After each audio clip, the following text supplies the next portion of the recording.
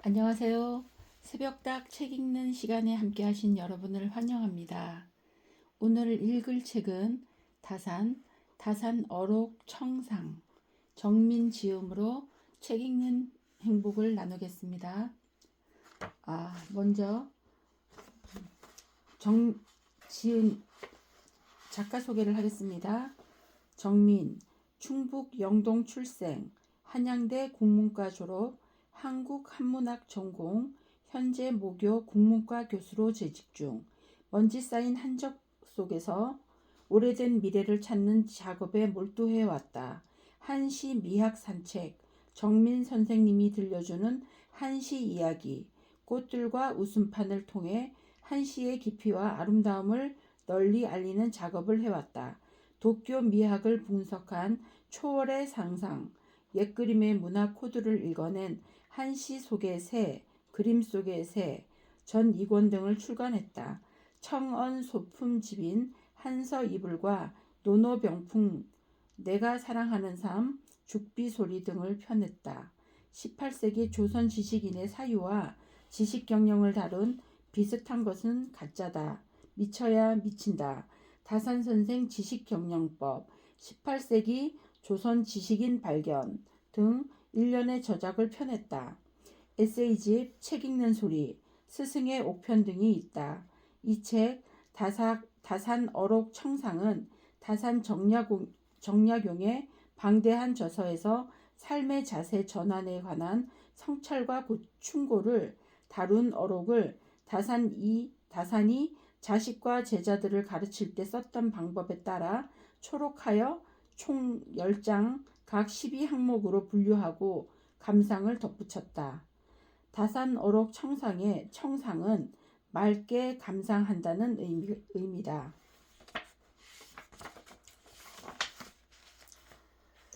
창공을 박차고 오르는 금빛 눈알의 가을매처럼 가슴속에 차고 늠연한 기상을 길러라. 세상을 가슴에 품어라. 글머리에 나의 다산 사숙록. 다산이 금정찰방으로 좌천되어 갔을 때 이웃에서 우연히 반쪽짜리 퇴계집을 얻었다. 거기 실린 퇴계의 편지를 매일 한 번씩 아껴서 읽었다. 새벽에 한 편 읽고 오전 내내 음미하다가 점심 먹고 나서 그 아래에 자신의 단상을 적었다. 이렇게 하나하나 적어나간 글 묶음이 바로 도산사숙록이다. 지난해 다산 선생 지식경영법을 집필했다. 다산이 자식과 제자들을 가르칠 때 썼던 그 방법대로 다산 시문선을 초록하여 항목에 따라 나누고 모았다. 책 집필이 끝난 뒤에도 쓰고 남은 카드가 아주 많았다. 다산 선생이 예전 시경 강의와 시경 강의보를 저술하기 위해 뽑은 시경 관련 카드 중 남은 것을 추려 풍아유병이란 책자로 따로 묶었던 일이 생각났다. 유병은 추수하고 남은 이삭이란 말이다. 우선 남은 카드를 10가지 주제로 나눠 각각 12항목씩 배치하였다. 다산이 도산 사숙록을 쓴 것처럼 매일 하나씩을 뽑아 내 감상을 덧붙였다. 이 메모를 모은 것이 바로 이 책이다. 나의 다산 사숙록인 셈이다. 다산 선생 지식경영법이 공부에 관한 방법적 정리라면 이 책 다산 어록 청상은 삶의 자세 전반에 관한 성찰과 충고다. 접근의 방법이 다르고 간추린 내용이 많이 겹치지 않아 서로 보완의 관계에 놓인다. 앞으로도 선현들의 어록을 모아 감상을 덧붙여 정리하는 일을 차근차근 진행해 볼 작정이다. 책 제목의 청상은 맑게 감상한다는 뜻이다. 세상은 갈수록 바빠만 진다. 사람들은 일에 팔려 마음을 돌보지 않는다. 이 와중에 긴 시간을 건너와 깊은 울림을 주는 큰 어른의 말씀을 새길 수 있는 것은 우리의 복이요 작은 기쁨이다. 함께 나누고 싶다. 2007년 8월 30일 행당서실에서 정민. 첫 번째 문은 경세, 정신을 맑게 하는 이야기. 이것과 저것, 두 저울, 소일이란 말, 열복과 청복, 부질없는 일, 일 줄이는 법, 믿지 못할 것, 밤 한톨, 마음과 얼굴, 집 짓기, 사나이의 가슴속, 가장 경박한 사람. 두 번째 문, 수신, 몸과 마음을 닦는 공부, 나를 지켜라, 감정의 조절, 사람의 무게, 진짜 도학, 고락에 대처하는 법, 말조심, 마음의 구멍, 성품과 기호, 뉘우침의 도, 허물 고치기, 속여도 괜찮은 일, 한마디 말의 무게. 세 번째 문, 처사, 대인 전물의 바른 태도, 단박함에 대하여. 여섯 글자의 비결, 유분과 고심, 군자와 소인의 갈림, 네 가지 두려워할 일, 사대부의 출처, 장록과 지위, 이름을 처리하는 방법, 큰 그릇, 간사함의 원인, 성인과 광인, 온전한 복을 누리려면. 네 번째 문, 치학, 공부의 방법과 태도, 정존과 동찰, 잘못을 과감히 인정해야 맛본 사람만 안다. 깊이 살펴 징험하라. 먼저 사람이 되라. 자세를 바로 하라. 지름길로 가라. 목표를 정하라. 세 가지 힘쓸 일, 공정함을 유지하라. 마음속의 병풍, 공부의 다섯 가지 방법. 다섯째 문, 독서, 책을 어떻게 읽을까? 천 권을 읽어도 오직 독서만이. 바탕을 세워라. 독서의 방법, 어떤 책을 읽을까? 다양하게 읽어라. 초서의 방법, 그물과 기러기, 역사책 읽는 법, 숙독과 메모, 새해의 독서 계획, 독서의 요령. 여섯 번째 문, 문예, 시문 창작과 문예론, 의원과 문장가, 옛글을 배우는 방법, 시의 두 가지 어려움, 시의 마음. 시를 잘 쓰려면 문장이란 어떤 물건인가? 꽃과 문장, 돌길로 가지 말라. 시는 감개함이 있어야. 시다운 시, 개탄할 만한 일, 제 것을 버려서는. 일곱 번째 문, 학문, 학문의 엄정함, 토론과 연찬, 학문을 하는 까닭, 저서의 차례, 학문이 미움받는 이유, 토론의 바른 태도, 안동답답, 패족의 장점, 공자의 도, 주경존심, 초학의 자세, 나의 병통, 공부의 수준, 은사와 살림.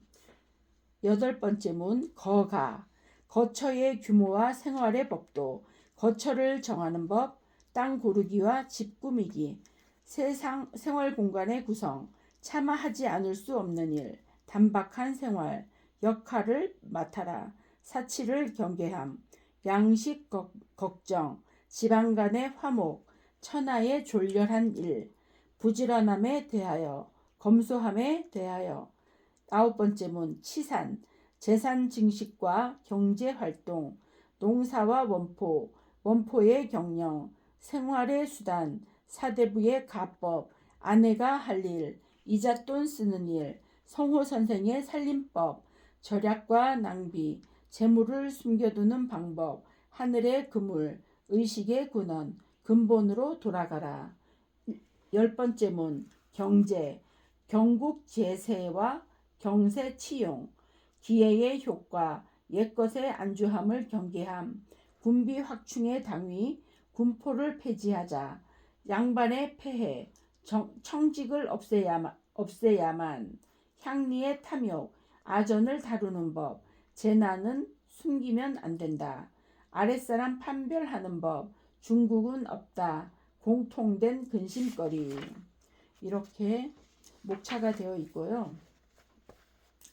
첫 번째 문, 경세, 정신을 맑게 하는 이야기.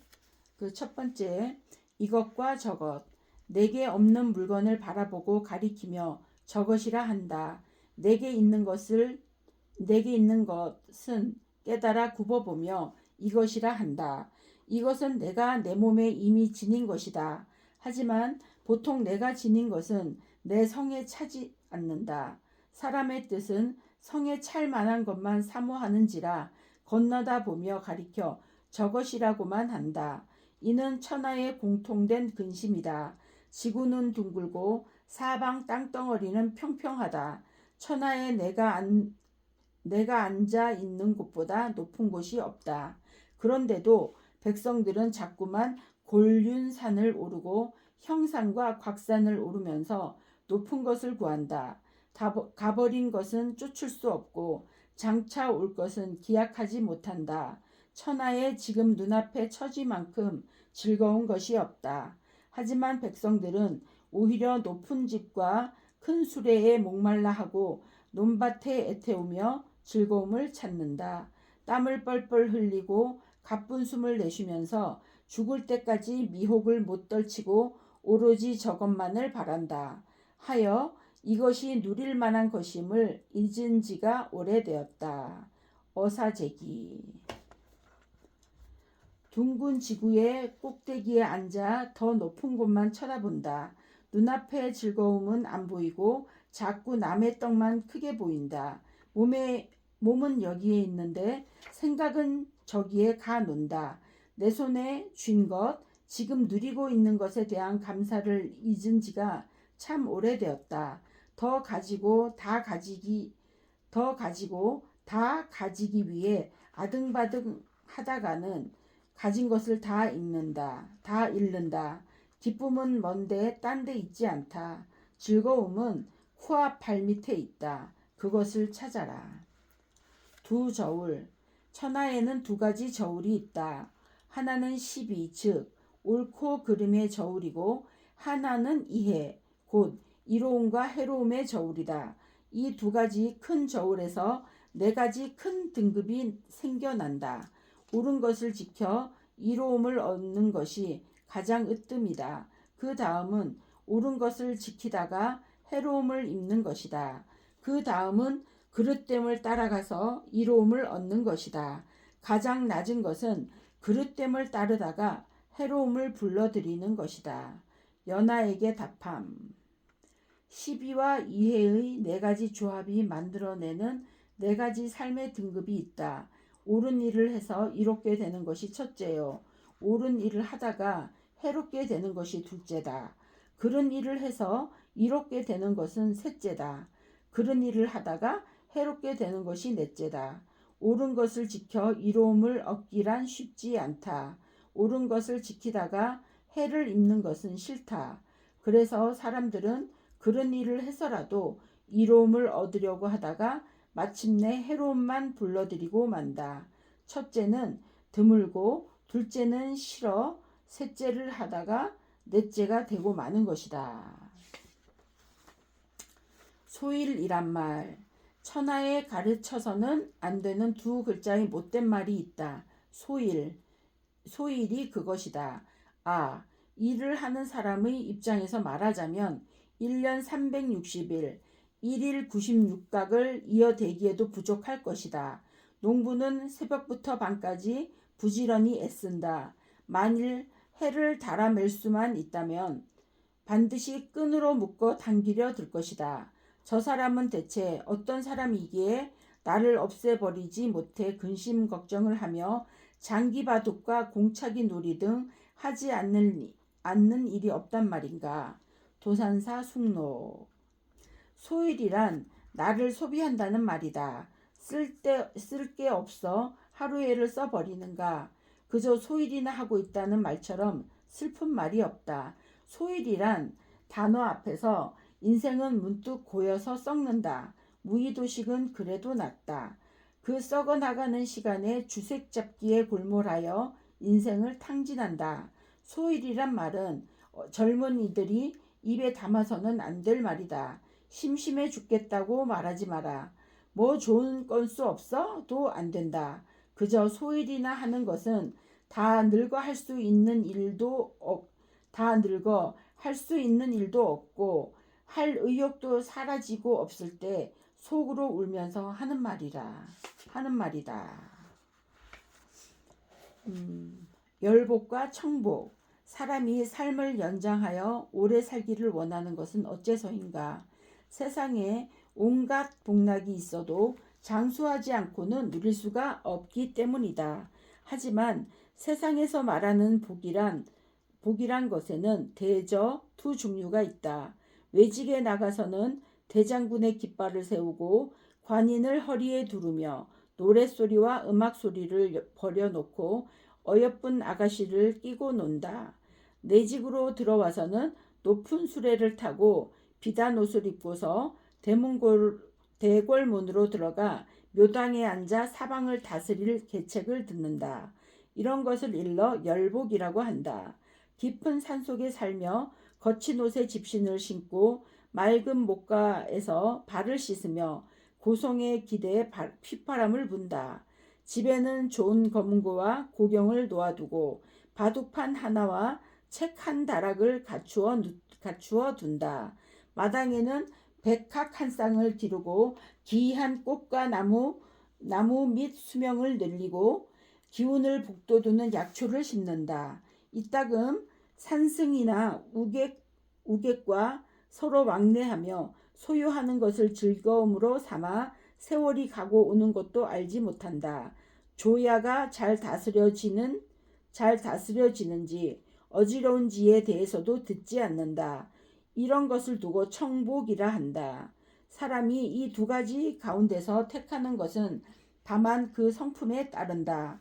하지만 하늘이 몹시 아껴 잘 줄여들지 않는 것은 바로 청복이다. 그래서 열복을 얻는 사람은 아주 많지만 청복을 얻는 자는 몇 되지 않는다. 병조 참판 오대익 공의 71세 향수를 축하하는 서. 복도 화끈한 복이 좋다. 맑아도 밋밋한 것은 싫다. 권력을 손에 쥐고 미희를 옆에 낀 채 호기를 부리며 한 세상 건너가는 것은 이 세상 사내들이 꾸는 꿈이다. 세상 거칠 것이 없고 내 뜻대로 되지 않는 것이 없다. 열복을 얻은 사람은 많아도 청복을 누리는 사람은 적은 이유다. 하지만 이조차 제대로 누리는 사람은 없고 꼭 중간에 좌절하거나 끝이 안 좋다. 세상을 잊고 욕심을 지우며 마음을 닦아 해맑게 살다 가는 꿈은 아무도 꾸지 않는다. 귀거래는 그저 바빠 죽겠다는 비명 속에서만 습관처럼 해대는 잠꼬대다. 세상은 그래서 날로 후끈 달아오르기만 한다. 부질없는 일.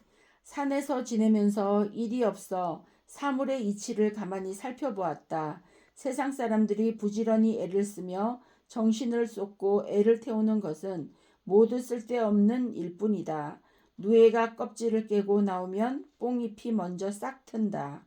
제비 새끼가 알에서 나오면 날벌레가 들판에 가득하다.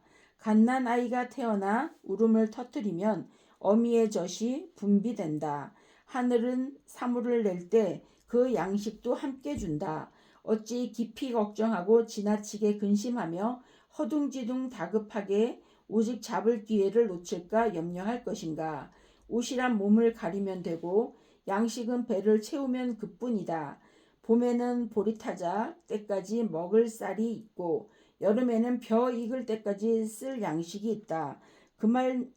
그만둘지어다. 올해 내년을 위한 꾀를 세워도 그때까지 살아있을 줄 어찌 알겠는가. 자식을 어루만지며 손자와 증손을 위한 계획을 세우지만 자손들을 보는 바보란 말인가. 자손들은 모두 바보란 말인가. 또 정수칠에게 주는 말. 사람들은 자꾸 반대로만 한다. 급히 할 것은 저만치 미뤄두고 안 급한 일을 허둥지둥 바삐 한다.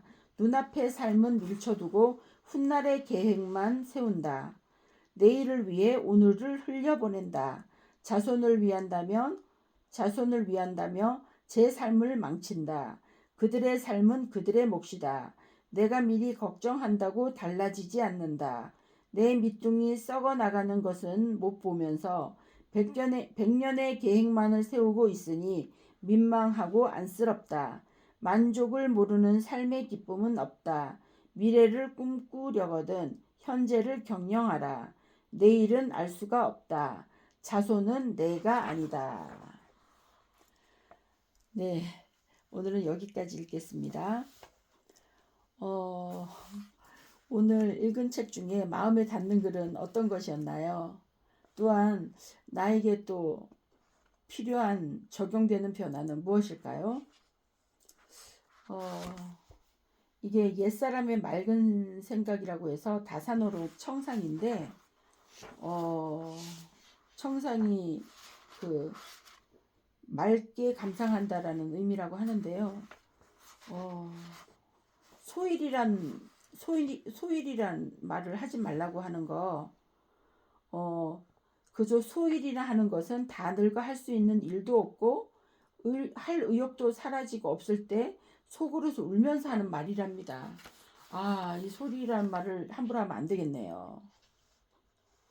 정말 기운 안 나는 짐 빠지는 소리가 소일이라는 말이네요.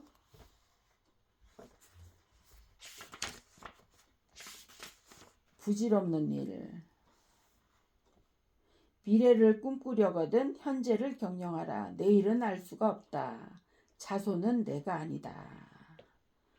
와, 어떻게 이렇게 간단하고 간단하지만 메시지가 강력한 그런 내용이었어요. 이런 것들이 저는 오늘 많이 와닿았습니다. 함께 읽어주셔서 감사합니다. 오늘도 책이 양식이 되는 좋은 하루가 되시기 바랍니다. 감사합니다.